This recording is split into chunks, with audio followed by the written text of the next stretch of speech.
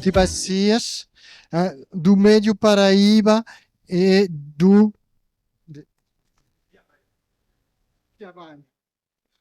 Piabanha. Hein? Os comitês de bacias aqui do estado do Rio sempre foram parceiros de primeira, especialmente porque agroecologia é o jeito de cultivar que pode manter a qualidade da água. É por isso que o apoio e a parceria com os comitês de bacias é tão importante para a gente. Obrigado.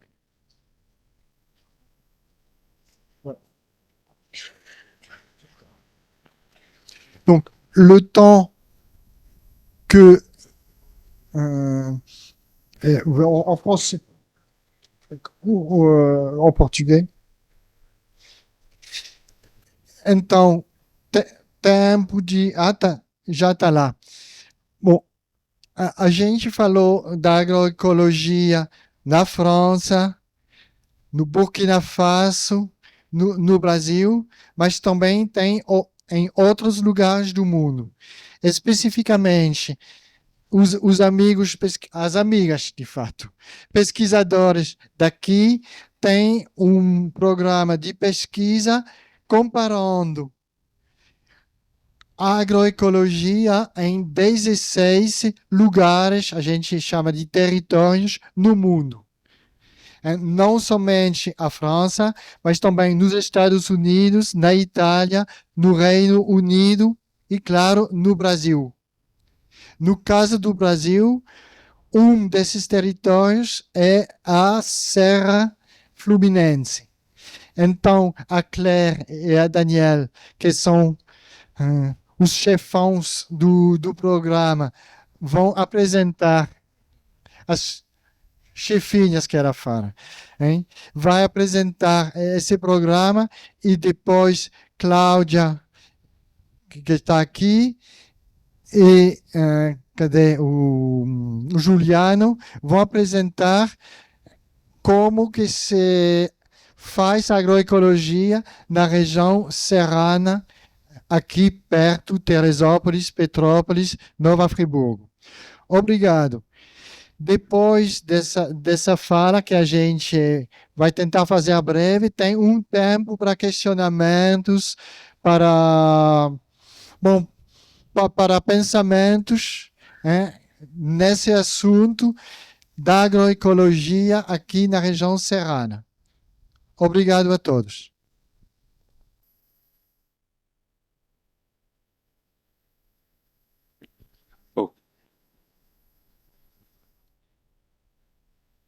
Bom dia a todos, eu lamento, vou ter que falar francês.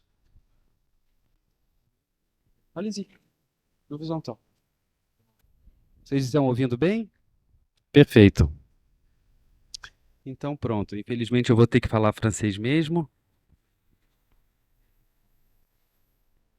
Gostaria de dizer que estamos muito felizes de estar aqui com a Claire, minha colega e amiga. E muito obrigado pela oportunidade que vocês nos deram de poder compartilhar nossa perspectiva, nosso ponto de vista de pesquisadores. A Claire e eu, nós trabalhamos em um organismo de pesquisa na França que se chama o INRAE. É o Instituto Nacional de Pesquisas Públicas sobre agricultura, alimentação e meio ambiente. Então, muito bem, nosso tema de pesquisa é a transição agroecológica dos sistemas agroalimentares territoriais. Sobre essa temática, então, de pesquisa, nós temos diferentes disciplinas, a gente vem de campos diferentes. A Claire é socióloga e eu sou da ecologia.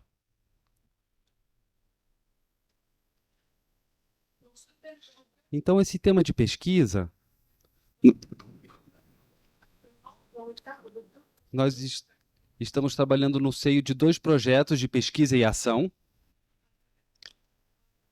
Nós faremos, então, vamos entrar em mais detalhes depois. e um projeto CAF-PESCOFECUP, que é um projeto de colaboração franco-brasileira que a Claire está organizando com um colega brasileiro também. Dois projetos, então, eles são colaborações entre França e Brasil. Então, pois esses dois projetos, eles compartilham um objetivo comum, que é de tentar analisar os mecanismos e as trajetórias de transição desses sistemas alimentares. E também analisar as formas de governança, de apoio, de suporte, de acompanhamento que permitem facilitar essas transições. Nós temos, então, atividades e abordagens, filosofias em comum. Um dos pontos centrais é que nós trabalhamos a partir de estudos de caso. E nós temos abordagens de análise comparativa, que pode ser entre dois casos ou duas formas transversais com mais casos. Então, o que é importante para nós é ter um olhar cruzado nesses diferentes territórios, nessas diferentes abordagens. E isso é facilitado por mobilidades.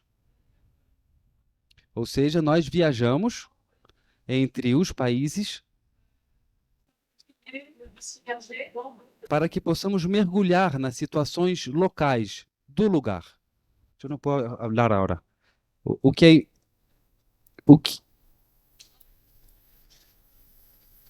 Então, nós trabalhamos sempre juntos, as pessoas que estão no terreno, que estão e os pesquisadores, sempre de forma colaborativa.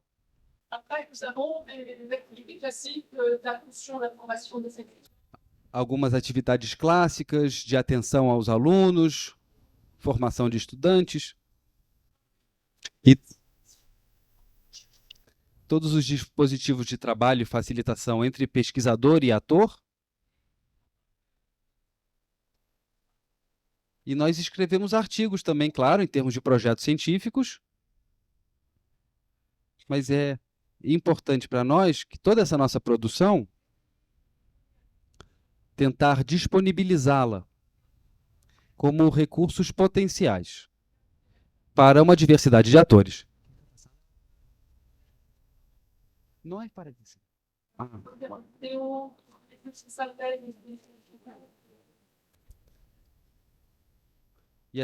E assim, então, nós fazemos pequenas sínteses, trabalhos com publicações, artigos. Ici, c'est pour vous, c'est peut-être que j'aurais dû dire que c'est un... Alors là, c'est le projet ATER.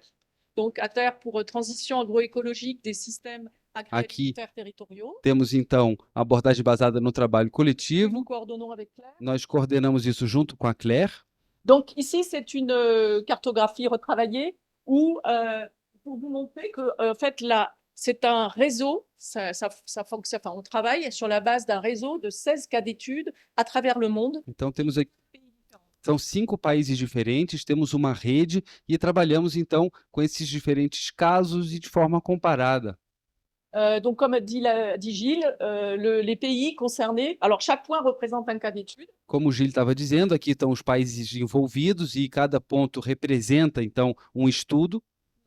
Au Royaume-Uni, en France, en Reino Unido, França, Itália. Au Brésil, avec le no Brasil, Serra do Rio. Também com a Serra do Rio, e nos Estados Unidos.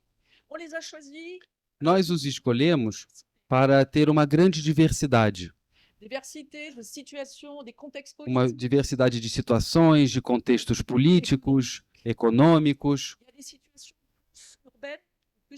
Às vezes são situações mais urbanas ou podem ser situações mais rurais.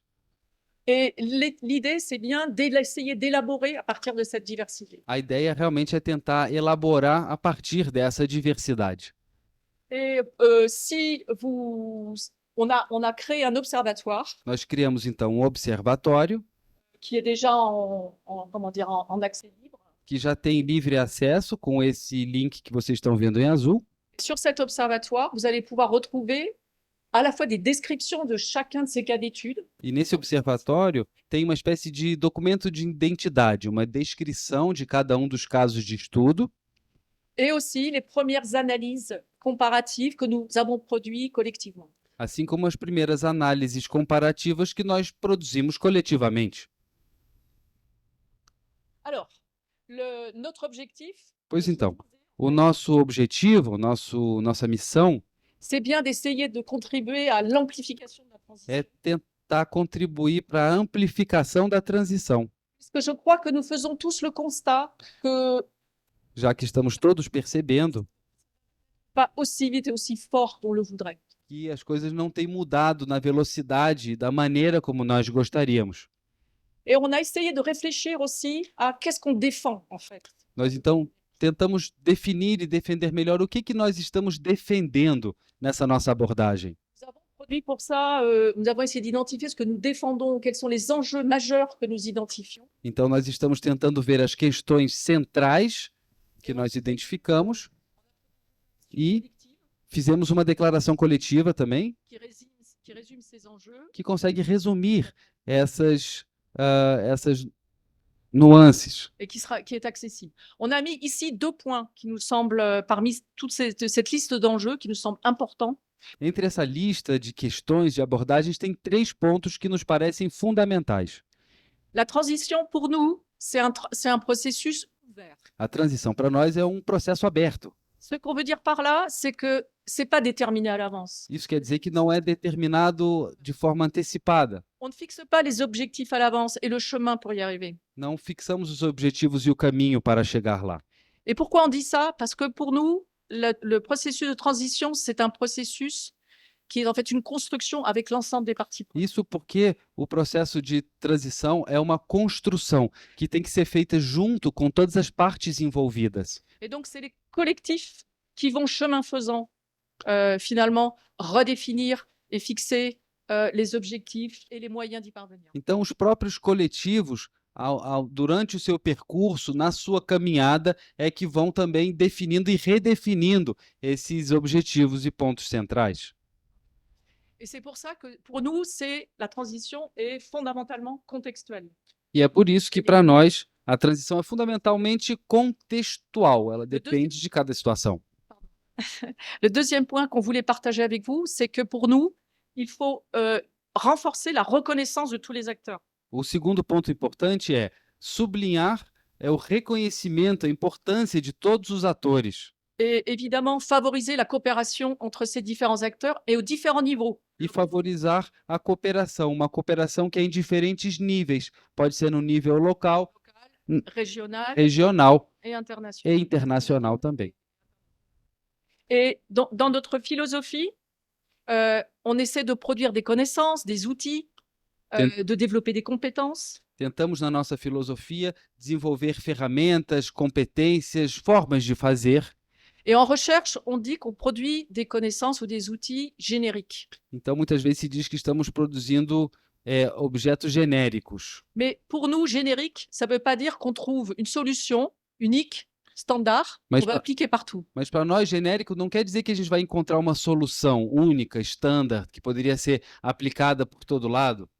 Le terme générique pour nous, c'est de produire quelque chose qui prenne sens dans chacun des contextes. O termo para nós genérico tem a ver com algo que faz sentido num determinado contexto.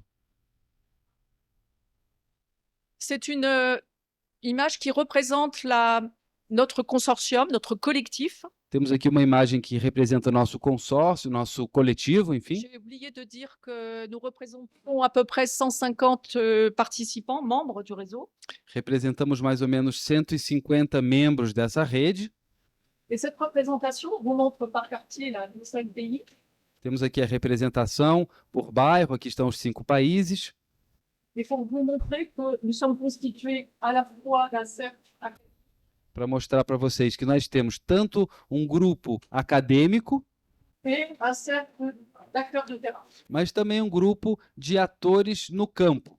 Dans les académies, on retrouve des universités, des instituts, Entre os acadêmicos tem, claro, as universidades, institutos de pesquisa dans des acteurs de terrain, on e, trouve des organisations de développement rural, d'appui technique, no ponto de vista de quem está no campo, tem o apoio técnico, organizações rurais, mais aussi des collectivités territoriales, além de coletividades territoriais, des réseaux à l'international, dans les chantiers égal, on a des représentants de redes como a Urgency e a FIAN, que alguns estão aqui presentes também, bureaux d'études, donc c'est Caroline, donc des portes avec notre collègue Gilles.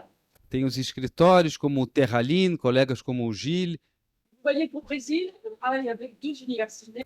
e vocês podem ver aqui que no Brasil são 2 as universidades envolvidas.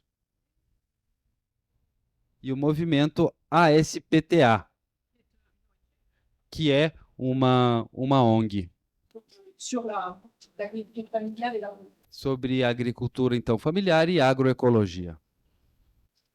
C'est bon? Tu passes ça. Esse tá funcionando? Tá me ouvindo? Não. Tu peux prendre ça? Não, não, não. Porque eu vou... Ah oui, tu peux. Ah oui, oui. Então, bom dia a todos. Eu vou falar português. Eu me chamo Claire. Quero agradecer ao Gil, a Salome, a toda a equipe de organização para esse evento, o parque para nos acolher aqui. Também os colegas do ATER que estão aqui, o Jocelyn, a Florence, Cláudia e Juliano, que vão falar depois. Bom, vou tentar não ser demais complicada para explicar um pouquinho a nossa abordagem, como nós vemos essa noção de sistema agroalimentar territorial e como analisamos as trajetórias deles.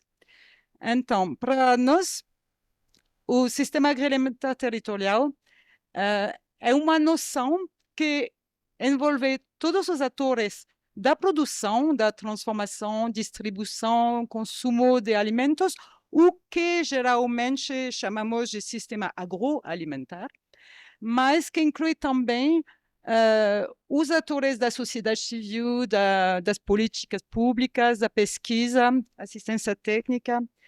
Então, a diversidade desses atores. Pode passar. E então, vai incluir circuitos longos, curtos, redes, atores mais convencionais e também mais alternativos, e essa diversidade. É essa diversidade que tentamos de envolver. Je vais trop vite? Ça va? E para tentar posicionar essa noção em relação a outras que talvez você conheça, quando os conceitos como, por exemplo, indicações geográficas ou o trabalho sobre qualificação regional, local de produtos, vão focar em produtos específicos, outros tipos de redes como o Slow Food, por exemplo, nós vamos incluir também a diversidade dos alimentos básicos, a dieta, a alimentação ordinária. E em comparação com a noção de circuitos curtos ou os trabalhos, as estudos sobre circuitos curtos, queremos incluir a diversidade, como eu falei, de redes, atores, organizações, empresas e tudo, para entender como esses sistemas alimentares, agroalimentares e a trajetória deles. Bom, isso vai ser ilustrado depois para o caso da região serrana aqui, pelo Juliano, mas só para mostrar o que você pode achar no observatório, no nosso observatório, o CITCE, que Daniel mencionou. Construímos para cada dos nossos estudos de casos, nossos 16 territórios, primeiro, geralmente baseada numa análise coletiva com pesquisadores e um grupo de atores de cada território, construímos uma linha do tempo, que é a trajetória, que descreve diferentes tipos de redes, iniciativas, sejam das organizações da sociedade civil, de agricultores, das políticas públicas, e também as políticas públicas mais mais determinantes para a trajetória desse sistema, estão no nível territorial, que é nacional, europeu ou internacional. E, por exemplo, na minha região, que é a Ardèche, que fica no sul da França, esse trabalho foi feito através de uma pesquisa-ação que se chamava L'Assiette et le Territoire, o prato e o território, com um grupo de 25 pessoas, a maioridade atores locais. E nos ajuda a construir também coletivamente uma interpretação dessa trajetória com uma periodização. Por exemplo, para entender quais foram os pontos de bascula, de mudança do sistema, e avaliando de uma maneira qualitativa, avaliando as dinâmicas aqui na figura em verde de ecologização, de transição agroecológica, e as dinâmicas mais de intensificação do sistema alimentar local. Pode passar. E então, para fazer isso, nosso método, a nossa matriz de análise, essa análise é baseada numa análise retrospectiva das 4 ou 5 décadas recentes e das dinâmicas presentes, atuais. Então, o que vamos fazer concretamente é que vamos mapear as iniciativas, redes, sejam mais alternativas ou menos, e com análise etnográfica de algumas deles, através de trabalhos de estudantes, por exemplo, vamos analisar essas políticas públicas ao longo do tempo e, mais importante, as interações entre esses componentes do sistema. Interações que podem ser de coordenação, de aliança, ou de conflitos, de cooperação, de interdependências. E uma última coisa importante é que trabalhamos muito sobre os narrativas, as visões dos atores das redes, as controvérsias sobre a transição e como essas controvérsias, esses debates vão também evoluir ao longo do tempo e influenciar a própria trajetória. Pode passar. Pode passar. É a extração mas você pode achar, e vamos ilustrar depois obrigada, com o caso da região aqui. Então, para terminar, o projeto, dentro do projeto, estamos começando com os nossos 16 territórios, de elaborar primeiras pistas de comparação. E então, alguns elementos, digamos, fatores que, comparando, discutindo esses casos, nos aparecem, é ainda um trabalho em progresso, mas que nos aparecem como determinantes dessas trajetórias e das diferenças entre essas trajetórias. Só para falar de algumas, tem a questão do grau de reversibilidade ou, pelo contrário, de inércia de um sistema territorial, que é tão uma reversibilidade, digamos, física, quando, por exemplo, a paisagem foi completamente homogeneizado pela grande agricultura, ou se tem uma reversibilidade na paisagem, nas estruturas agrícolas também. Segunda coisa, a questão da demografia e da chegada, da fixação de novas populações, que pode ser chamada de colonização, mas com vários sentidos, depende dos contextos históricos e culturais. E a noção de endogeneidade, como as próprias dinâmicas vêm dos atores da região, ou vêm de atores de fora que controlam o sistema alimentar. Uma terceira força importante é o papel relativo da ação pública e da ação coletiva da sociedade civil, que o equilíbrio e a interdependência entre os dois é um fator que explica muito dessas trajetórias. E também a questão, acho que a Cláudia também vai volver sobre essa questão da continuidade, ou pelo contrário, da descontinuidade das políticas públicas. E os efeitos de vários tipos de crises. A noção de crise também é uma coisa importante no nosso projeto, pode ser crises econômicas, crises climáticas, inundações, tudo isso como na região aqui, com tragédias que sabemos, ou crises sanitárias. Bom, só para dar uma ideia de alguns produtos, digamos, do projeto, organizamos eventos tipo oficinas com atores. Organizamos aqui mesmo em 2019 uma primeira oficina de discussão entre a região aqui e a minha região da Ardèche, com pesquisadores e atores. Organizamos também oficinas com atores das políticas públicas. Organizamos no Rio o ano passado, um em Florianópolis esse ano, no Brasil. Tem esse observatório que já foi mencionado. Documentos de vulgarização, como tipo sínteses sobre, por exemplo, conselhos locais da alimentação, também sobre a facilitação de transições. E tem essa declaração que saiu da nossa conferência. E pode passar, mas acho que é só para agradecer a sua atenção.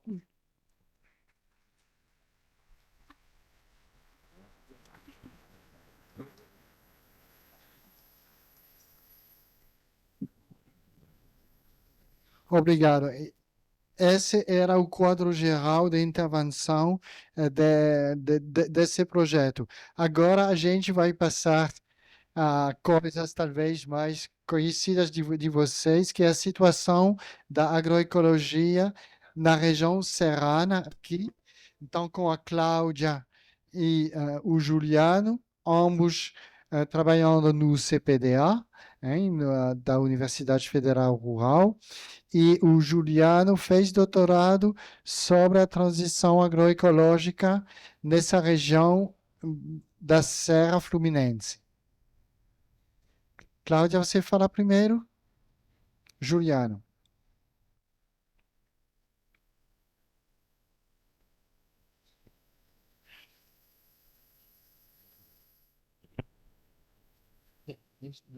Sim.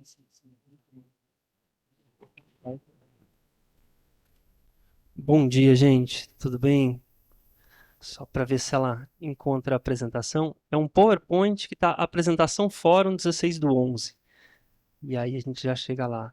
Bom, em primeiro lugar, já aproveitando o tempo, enquanto a gente vai achando a apresentação, agradecer a oportunidade, que eu acho que também, dentro da nossa própria perspectiva de trabalho, acho que Daniela e Claire já trazem também, eu acho que faz parte desse processo, muito pensando essas interações com os atores. Então esse é um momento muito importante. Com a Cláudia a gente também tem desde o início de estar fazendo o movimento do trabalho de tese, está pensando como é que a gente interage, como é que vai fazendo um processo pesquisante com os atores do território. E aí em 2019 a gente teve essa oportunidade também do seminário que foi realizado aqui, um momento muito importante também para naquele período estar interagindo com as pessoas do território. Eu acho que muito feliz por a gente poder estar aqui e agradecer especialmente pela oportunidade de a gente poder estar dialogando com alguns parceiros, vários parceiros que interagiram ao longo do projeto, mas especialmente com os parceiros da AT, que estão hoje aqui. Eu já encontrei a Ana, o Jorge e a Vale aqui, talvez já tenham outros parceiros aqui da AT, mas agradecer especialmente, que eu acho que essa é uma questão muito importante para a gente, aparece na apresentação da Claire, da Daniele, né, essa interação com os próprios atores do território, né? E já aproveitando, esse trabalho que a gente vai apresentar é um dos casos que faz parte do projeto ATER e também foi o projeto que a gente desenvolveu no doutorado com a coordenação, com a orientação da Cláudia e com a orientação da Claire. Então, mais uma vez, agradecer e também ressaltar que é um processo, na verdade, um resultado de uma pesquisa que vem de muito mais tempo também, né? Um processo, agradecer especialmente também a professora Maria José, que está aqui, que a gente pesquisa essa região desde 2012 também, então eu acho que faz parte de um conjunto de outros atores, a cooperativa Cedra, a gente tocando um projeto de ATER na região, então é algo que dialoga com vários processos pesquisantes, vamos dizer assim. E aí pode passar o slide, por favor? Um primeiro movimento que a gente foi fazer na tese, que eu acho que era muito instigante para a gente poder adentrar aqui as relações de poder em torno dos processos de transição agroecológica, foi justamente fazer essa questão de onde é que estão localizadas as experiências em agricultura de base ecológica e quais as dinâmicas territoriais que tensionaram por essa localização. E aí, nesse slide aqui, só chamar a atenção para duas questões. Esses pontinhos verdes aqui são a localização das experiências a partir das visitas a campo e da sistematização de 101 planos de manejo da BIO, e esse espaço marrom que vocês vão ver pouco aqui é justamente onde é que se concentra a área, onde é que se concentra a produção de hortaliças em sistema convencional. E o que a gente já pode ver aqui é que, essencialmente, essas experiências em agricultura de base ecológica, elas estão às margens dos espaços onde se concentra essa produção convencional, que é justamente nos vales, os que são muito mais propícios para a produção agrícola. Então, pode passar, a gente vai entrar, vou rapidamente passar aqui por alguns pontos, sim? Ah, sim. É que falaram 10 minutos. Sempre quando a gente prepara uma apresentação, a gente acredita que vai ter uma ecologia do tempo, que o tempo vai se multiplicar, então fiquei preocupada aqui tentando avançar, mas vamos ver até onde é que a gente vai com 10 minutos, tá bom? E aí uma primeira questão que a gente tentou aprofundar nessas relações de poder são justamente essas contenções territoriais. Por quê? Quando a gente olha para os vales, especialmente em Teresópolis e Nova Friburgo, esses espaços são totalmente, a gente tem uma produção de hortaliças em sistema convencional que domina essa paisagem. Aqui são alguns vales em Friburgo e Teresópolis. Se a gente olhar, isso aqui são um conjunto de propriedades, uma ao lado da outra, com uma produção contígua. Então, a grande questão é como é que se construir barreiras para a deriva de agrotóxicos, como é que se garantir espaços de fontes de irrigação com essa paisagem, né? Esse é uma primeira questão das contenções territoriais que nos chama muita atenção, a gente gosta de destacar em relação à complexidade dos processos de transição na região serrana. Um outro elemento, pode passar, por favor. Um outro elemento são as contenções que se desdobram dos arranjos de comercialização. E aí, só para chamar a atenção para uma questão, toda a dificuldade que é o processo de construção social dos mercados em torno das experiências de agroecologia e produção orgânica, né, que demandam um grande esforço dos agricultores, e, por outro lado, esses arranjos de comercialização em torno da produção de hortaliças em sistema convencional, que chegam até a porta da unidade do agricultor e lhe dão garantia. Então, também trazem um conjunto de contenções, e aí, por fim, uma terceira contenção, o próprio termo contenção é toda uma questão para a gente, mas um terceiro elemento que a gente gostaria de chamar muita atenção também são as contenções fundiárias, que se desdobram das questões fundiárias. Como a gente sabe, na região serrana a gente tem um conjunto muito grande de meeiros, de arrendatários, e isso coloca uma grande complexidade sobre a gestão da própria propriedade, né? Como é que se pensa um processo de transição onde é que a gente não tem a garantia ao acesso à terra, e aí é um elemento muito importante também de se lembrar, os altos custos financeiros da terra na região serrana. Então, isso se coloca também como uma questão central. Aqui a gente traz os números oficiais e é sempre importante lembrar que esses dados são muito superiores na realidade, né? Então, por favor, pode passar. A gente entra, a partir desse processo de pensar essas contenções, a gente entra um pouco nas estratégias de transição que a gente percebe essencialmente, que são no contexto de Teresópolis e Friburgo, essencialmente estratégias que vêm das margens territoriais, ou seja, a partir de sítios isolados que estão fora dessas áreas de concentração da produção de hortaliças em sistema convencional, que a gente vê o desdobramento de um conjunto de experiências muito instigantes também em direção à agroecologia, à produção orgânica. Isso se dá essencialmente na região de Friburgo e Teresópolis, onde é que a gente ouve recorrentemente a fala de sítio isolado é o que há, porque são os sítios isolados que se consegue avançar nessas experiências. Por favor, pode passar. E um outro contexto que vem a partir do exemplo do Brejal, uma comunidade de Petrópolis, onde é que essas margens se apresentam a partir de um outro ponto que é muito instigante, vai ser também um dos grupos de discussão hoje à tarde, a partir de um processo de transição que é inaugurado com a Conatura, lá em 1979, mas que vai tendo a adesão de muitas mulheres e seus filhos a partir dos seus quintais produtivos dentro das unidades. E é esse processo que vai levando à transição de toda a propriedade, então tem uma questão de gênero também muito forte a partir dessas margens também, que se desdobra no processo de transição nesse contexto. Pode passar para o próximo slide, por favor? E aqui entra um ponto, só para chamar a atenção, que a gente, a partir desse contexto, desse conjunto de contenções, dessas estratégias que a gente observa nesses contextos para os processos de transição, a gente tentou fazer um fluxograma também para tentar olhar quais são os projetos coletivos, e aí entra um conjunto, como a cooperativa Conatura, a Associação Biológica dos Produtores, a Associação dos Produtores Biológicos do Estado do Rio de Janeiro, a BIO, a Associação Agroecológica de Teresópolis, a AT, um conjunto de projetos coletivos que ao longo do tempo foram de fundamental importância para garantir a manutenção e a ampliação do número de produtores. Quando a gente jogou nesse fluxograma, a gente começou a perceber que essa ideia de uma certa ecologia de projetos, que aí a gente vai aprofundar na tese pensando uma ecologia de projetos a partir da interação entre projetos individuais familiares, projetos coletivos como dessas associações, de cooperativas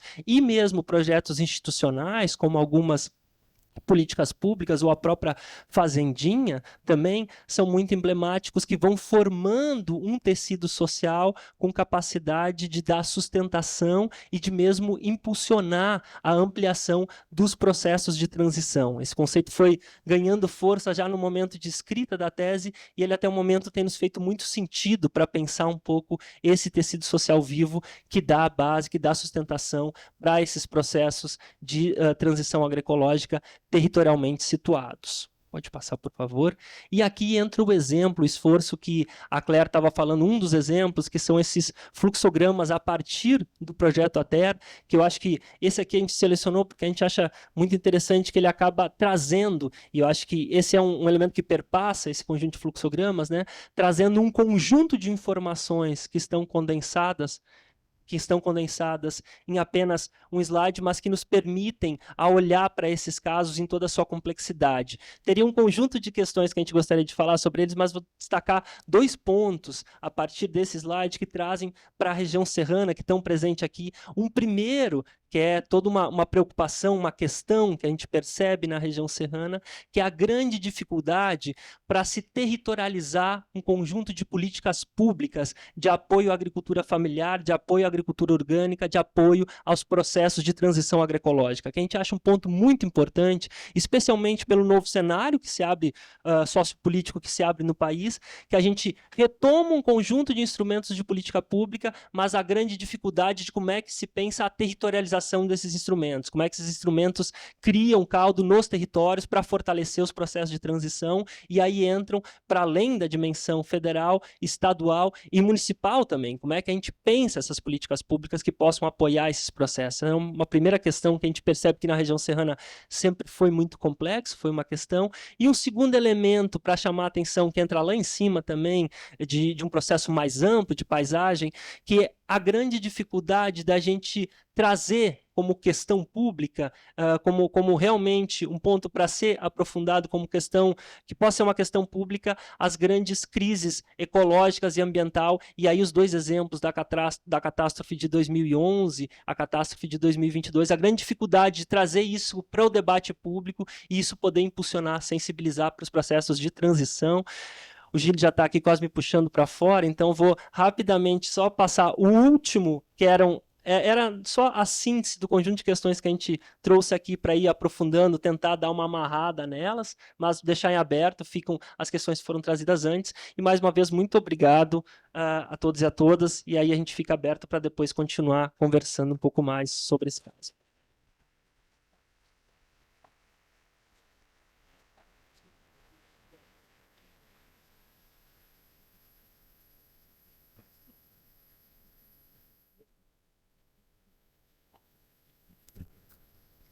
Então, bom dia a todos e a todas, né?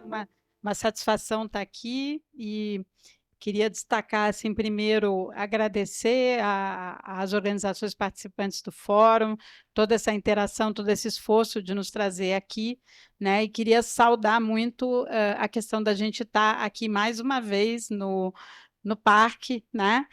Uma visão ampla que os gestores têm, ligando a questão da conservação ambiental com a agroecologia, e é sempre muito bom a gente estar aqui, estar com vocês e estar fazendo atividades aqui.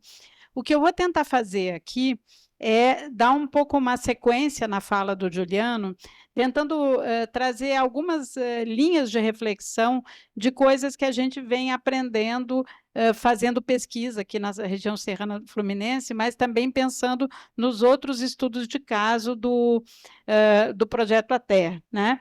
Então, pode passar.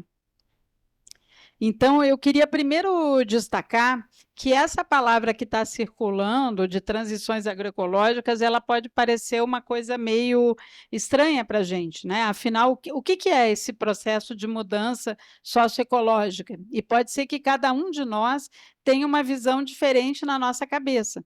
Para alguns, ampliar, por exemplo, o número de agricultores orgânicos, isso que é a mudança socioecológica. Para outros, pode ser que mais pessoas terem acesso ao alimento e a um alimento saudável, isso compõe, né, a transição agroecológica. Que as instituições mudem, que a paisagem mude, que a qualidade de vida das pessoas no território se transforme, isso é fundamental. Então, já esclarecendo que a gente trabalha com uma visão ampla da transição socioecológica, né, em que a gente ter sistemas produtivos que praticam uma agricultura de base ecológica está totalmente ligado com a alimentação saudável e também com as formas de habitar esse território, tanto pensando a população urbana como a população rural. Aqui eu trago um mapeamento aqui que foi feito num artigo muito interessante por alguns colegas, de onde é que estão os agricultores certificados orgânicos do Rio, mas já destacando que essa é uma métrica muito pobre, muito, digamos assim, específica para falar das várias dimensões que a gente precisa acompanhar. Aqui, por exemplo, não aparece muitos agricultores que têm práticas agroecológicas, mas que não necessariamente são certificados. Aqui não aparece, por exemplo, todo um lindo trabalho que está sendo desenvolvido no município de Friburgo, com hortas urbanas, desde a pandemia, né? Aqui não aparece toda a questão da saúde e da alimentação. Então, só assim dizer, sim, é importante, mas a conversão para a agricultura orgânica é uma das rotas possíveis nessa transição. E aí a gente entra num paradoxo, né? Porque antes da pandemia, ali em 2019, tinha em torno de uns 900 agricultores orgânicos no Rio, e depois da pandemia, um dado bem recente agora, né, de setembro de 2023, isso já diminuiu para 519, né? E aí, mais interessante ainda se a gente pensar, e mais complicado ainda se a gente pensar, que no estado do Rio de Janeiro, 57% dos domicílios convivem com algum nível de insegurança alimentar, né? E mais de 40% com níveis de insegurança alimentar grave ou moderada, né? Então, a gente está querendo ter uma visão abrangente, né, e que faça essa articulação, né, do ambiente em que se vive, da comida que se come, né, e dos sistemas agrícolas que estão num território. Pode passar.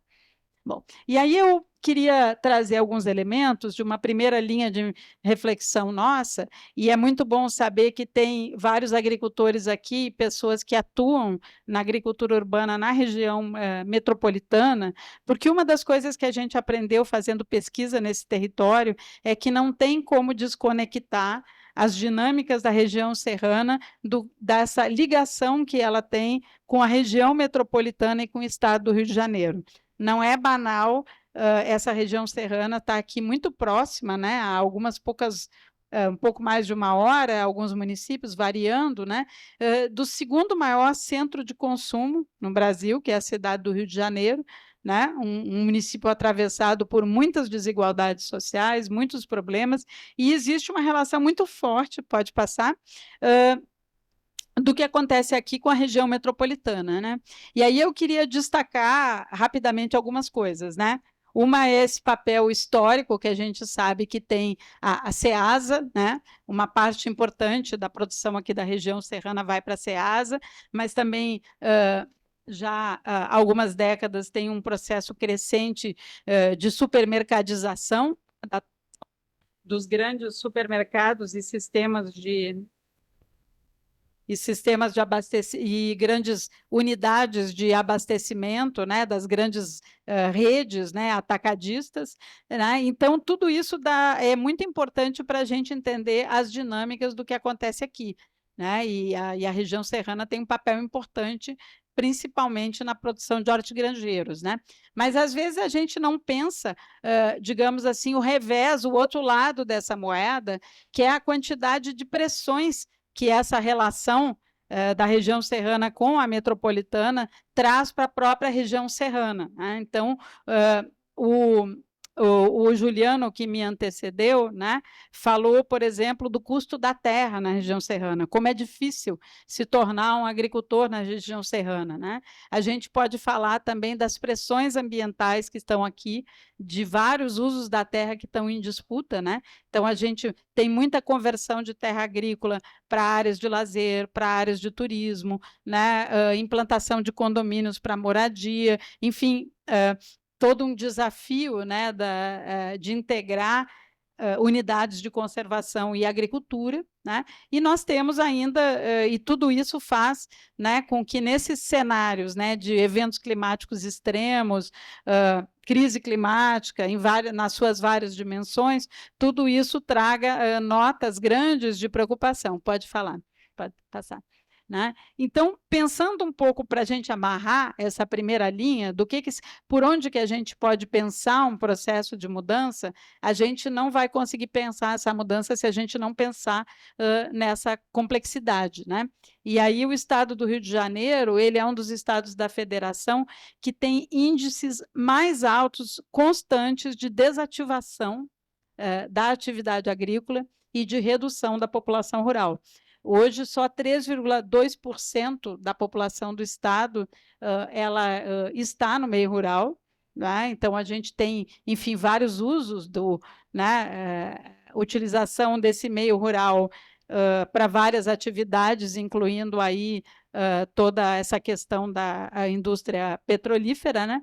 E, por outro lado, quando a gente olha para a densidade demográfica da região metropolitana, é mais de 5.000 pessoas por metro quadrado, né? Desculpa, por quilômetro quadrado, né? Bom, e outra coisa importante é a gente considerar que, ainda que a região serrana seja ainda responsável, né, por produção de folhosas, me parece que é 80% da alface comercializada no Ceasa vem daqui, ou algo em torno disso, mas também existe uma redução da produção que vem do rio, né, abastecendo o Ceasa, né? Então, cada vez mais vêm produtos agrícolas de fora do estado. Então, se a gente for pensar essa dinâmica, a gente vai pensar assim, numa metrópole, né, que ela concentra uma porção de problemas, né, e que isso, de certa forma, o modo de funcionamento dela, os circuitos de abastecimento, eles contribuem para desativar as várias agriculturas que estão na região metropolitana, né, e as áreas rurais que estão na região metropolitana também, e, por outro lado, a gente tem uma super especialização aqui da região serrana, né, e um constante fluxo, né? Porque também não basta só fornecer produtos agrícolas, né? E muitas vezes, por exemplo, a região serrana é vista como que ela tem que ser uma produtora de água, né? Ela tem que, enfim, abastecer né?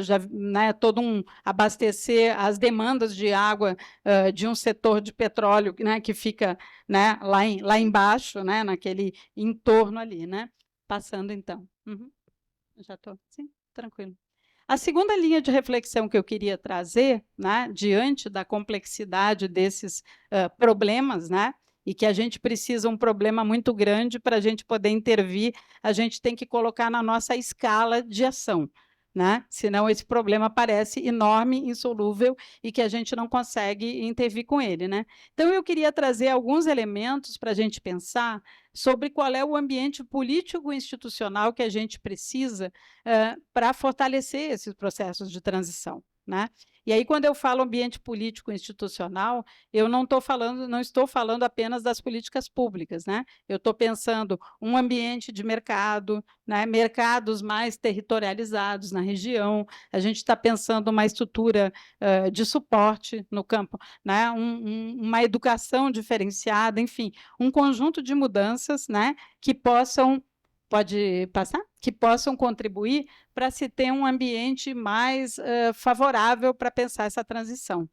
E aí, recentemente, esse ano ainda, teve uma discussão muito interessante promovida pela Articulação Nacional de Agroecologia, que foi o seminário Políticas de Futuros lá na Fiocruz, né? E nesse seminário foram apresentadas várias pesquisas que foram feitas sobre políticas em favor da agroecologia. E uma dessas pesquisas chama muita atenção, porque a Articulação Nacional de Agroecologia ela fez um mapeamento de políticas municipais em favor da agroecologia e conseguiu sistematizar um elenco de mais de 700 políticas. Essa sistematização está disponível num site, pode passar, que se chama o Agroecologia em Rede, né? Então, claro que a gente sabe que os municípios eles têm limites fiscais e legislativos e tudo para implementar mudanças, né? Mas as políticas municipais têm um espaço importante. Nos outros casos do projeto Atera, a gente está vendo isso também, né? E no seu alinhamento com políticas, no caso do Brasil, que é uma federação, em outros níveis federativos, né? Então, aqui eu queria só chamar a atenção, primeiro, né, que a geração de políticas que a gente tem voltadas para a agricultura, ela ainda tem uma orientação muito produtivista. O objetivo central dessas políticas é elevar a produtividade. E aí entra-se numa ciranda, né? Produtividade cada vez maior, investimentos cada vez maiores para preços agrícolas que estão declinando, né? A segunda coisa é que, logicamente, a gente tem que melhorar esse ambiente, né? Para poder promover as transições. L'environnement pour pouvoir promouvoir des transitions. Si nous territorialisons les marchés quer dizer, como é que produtores que estão aqui nessa região, qui se trouvent dans cette région, quais talvez têm muita dificuldade, beaucoup d'entre eux ont de grosses difficultés à travailler dans des environnements lointains. Comment est-ce que ces producteurs pourraient avoir un paysage qui soit plus favorable au marché? E aí, reforçando uma coisa que a gente acho que está na prática fazendo aqui por estar aqui no parque, né? Que é pensar pour qu'ils puissent y placer público, né? leur production et agir à la question rien ici dans le parc, parce que nous comprenons que cette proposition d'une agriculture qui respecte les processus l'agroécologie, il s'agit d'un bien public et nous apporte des bénéfices plus importants. Nous n'avons pas comment définir les bénéfices si nous n'avons pas des processus de participation démocratique où les demandes des communautés et des consommateurs et des différents acteurs qui construisent le système agroalimentaire, y compris les liens les plus fragiles et qui sont les responsables de la distribuição, como por todo exemplo. esse povo para conversar e para ver, quer dizer, onde é que tu consegue alinhar políticas e ações, onde é que tu consegue não deixar práticas que são muito interessantes, experiências que são muito inovadoras, isoladas, né? E, por fim, eu queria reforçar essa questão da importância da gente entender esse novo contexto que a gente vem vivendo com as mudanças Ceux climáticas. qui livrent les aliments, le nouveau contexte avec le changement climatique, tel que la chaleur que vous êtes en train de subir ici. Donc, vous attirez l'attention que nous sommes, d'une certaine manière, en train de pénétrer un nouveau moment et que nous avons un défi à relever, c'est-à-dire une nouvelle génération de politiques publiques et de renforcement de ces expériences qui tiennent compte de ce nouveau moment que nous sommes en train de traverser. Il nous faut par conséquent articuler non seulement les politiques qui se concentrent sur la question alimentaire, mais il est fondamental de construire et de conduire des politiques de prévention des grandes catastrophes naturelles et de la transformation du paysage et des territoires et des rapports entre les territoires, les rapports entre le rural et l'urbain et voir comment tout ceci peut déboucher sur une vie qui soit meilleure, une vie où tous puissent se sentir en sécurité. Voici donc, je ne vais même pas vous transmettre ma dernière diapo. Je termine par ici et je vous remercie.